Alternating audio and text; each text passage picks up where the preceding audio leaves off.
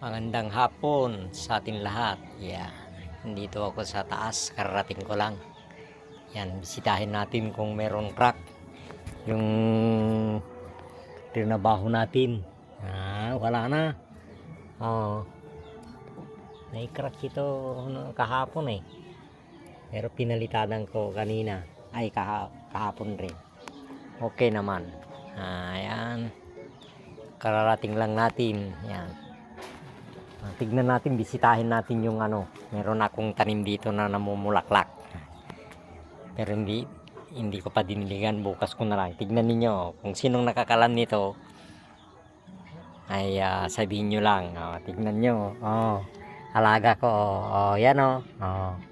Yan oh. Sabi nila yung kaibigan ko no. Pag ganito na daw, yung ganitong kalaki na, may bulaklak na. Namumulaklak na. Totoo naman tingnan nyo may bulaklak na mayroon na hanggang dyan na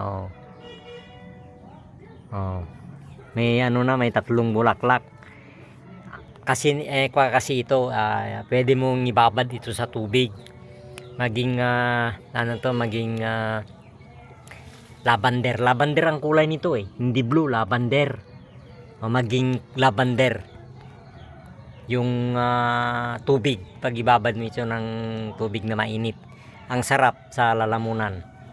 Kaya binigay yung kaibigan ko sa Tugigaraw. Yan, meron silang talim na ganito, kumukuha pa ako noon pag pumupunta ko doon, kaya binigyan ako ng kanya, yung bunga niya na itinanim ko dito.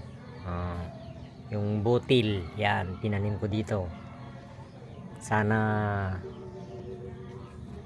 maano ko rin to, mapalaki kong husto kasi malaki rin ito. Lagyan ko ito ng lagyan ko dito ng kanyang para dumami.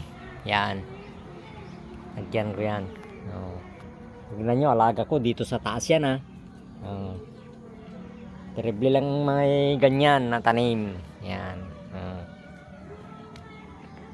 kaya nalagaan ko rin yan talaga. Maliit yan pa lang sa baba, pero ngayon medyo malaki na. Nung lumaki na nilagyan ko ng ganito. Masarap naman ito inumin. Maraming nakakalam yan. Kung sinong may tanim na ganyan at nakainom na, alam nila yan. Kung kayo pumunta tayo sa taas, katamad naman umakyat sa taas.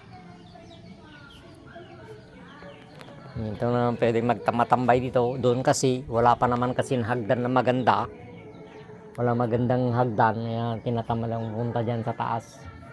Kaya lagyan pa namin ng yan, ng tubular.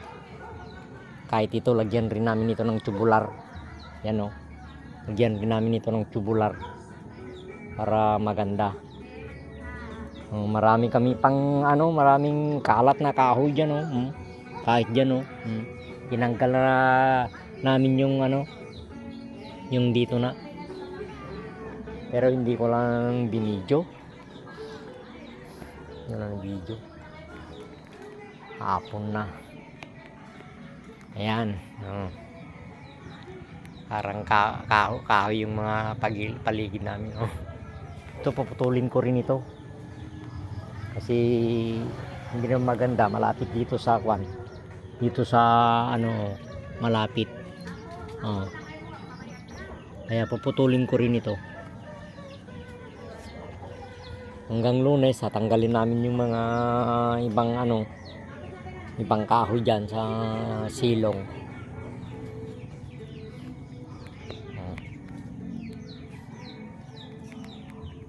Yan, at punta na naman tayo sa aking music room. Dilim. Light natin. Yeah, may kunting ilaw.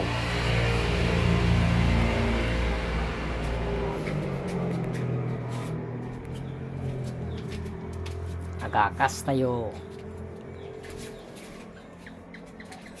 Yan. Yan. Yan.